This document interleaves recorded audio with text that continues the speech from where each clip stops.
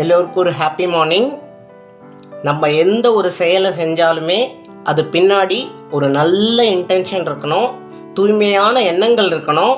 So that நம்ம அந்த காரியத்தில் சக்ஸஸ் ஆகிறோமோ இல்லையோ நமக்கு ஒரு நல்ல மன திருப்தி இருக்கும்.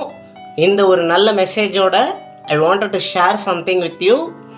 நான் ஒரு 5 to 6 months பேக் ஒரு 3 கோல்டு ஃபிஷ் வளர்த்துட்டு இருந்தேன். அண்டு ஃபஸ்ட்டு 2 கோல்டு ஃபிஷ் ஒரு 1 மந்த்குள்ளேயே 1 or 2 monthsக்குள்ளேயே இறந்து போச்சு. பட் அதை தாண்டி ஒரு கோல்டு ஃபிஷ் மட்டும் ரொம்ப நாள் ஒரு சர்வைவல் ஃபைட் கொடுத்துச்சு. அதுவும் இப்போ பார்த்தீங்கன்னா ஒரு 2-3 months வெயில் ரொம்ப நம்மளாலேயே தாங்க முடியல, அவ்வளோ வேர்த்து கொட்டுது. இந்த ஒரு சீசனில் it made a great fight. So அதுக்கு ஒரு பிக் சல்யூட் இன்னைக்கு. I wanted to honour it. But unfortunately நேற்று காலையில் அது இறந்து போச்சு. பட் நம்ம வாழ்க்கையில் எதை இழந்தாலுமே கடவுள் கரெக்டாக ஏதாவது ஒரு ரீப்ளேஸ்மெண்ட் வச்சுருப்பார். So yesterday I got a new one. So அதை உங்ககிட்ட ஷேர் பண்ணணும்னு ஆசைப்பட்றேன்.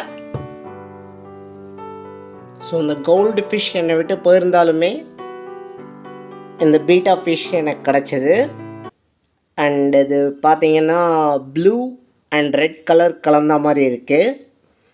ஐ am happy that some replacement, கடவுள் ஏதோ ஒரு ரீப்ளேஸ்மெண்ட் எனக்கு கொடுத்ததுக்கு நான் சந்தோஷமாக இருக்கேன். ஸோ நம்ம லைஃப்பில் இப்படி தான், நம்ம எதையோ ஒன்றத்தை இழந்துட்டோமே அப்படின்னு நினச்சி ஃபீல் பண்ண வேண்டாம். ஏதோ ஒரு ரீப்ளேஸ்மெண்ட் ஏதோ ஒரு வகையில் எல்லாருக்குமே இருக்கும். நம்ம வாழ்க்கையில் எதையோ இழந்துட்டோமே அப்படின்னு என்றைக்குமே ஃபீல் பண்ணாதீங்க. ஒன்று இழந்துட்டோம்னா கண்டிப்பாக இன்னொன்று கிடைக்கும். பட் சில விஷயங்களுக்கு ரீப்ளேஸ்மெண்ட்டே கிடையாது.